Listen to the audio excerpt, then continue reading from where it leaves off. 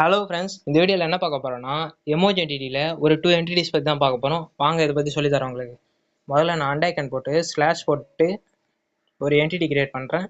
128509 போடுறேன். இந்த இடத்துல யூஸ் பண்ணிட்டேன். ஓகே, இது வந்து வேல்யூவாக தான் ஃப்ரெண்ட்ஸ் கொடுக்க முடியும் எமோஜி என்டிட்டியில். நான் இங்கே ஒரு என்டிட்டி, இங்கே ஜப்பான் மேப் எமோஜின்னு இருக்குது. நான் இங்கே ஒரு என்டிட்டி கிரியேட் பண்ணுறேன். அண்டைக்கன் போட்டு ஸ்லாஷ் போட்டு 128510 போட்டுக்கிறேன் ஃப்ரெண்ட்ஸ்.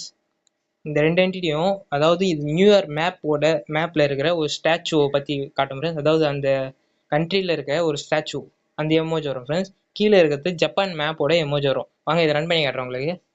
பார்த்தீங்களா, இந்த நியூயார்க் இருக்கிற ஒரு ஸ்டாச்சுவோட இமேஜும், அதாவது எமோஜும், கீழே இருக்கிற மேப், அதாவது ஜப்பான் மேப்போட எமோஜும் வந்திருக்கு. இதுதான் ஃப்ரெண்ட்ஸ் எமோஜி என்டிட்டி. இது மாதிரி இன்னும் நிறைய இன்ஃபர்மேஷனை தெரிஞ்சுக்கணுன்னா மறக்காமல் என்னோட சேனல் சப்ஸ்கிரைப் பண்ணுறேங்க. அடுத்த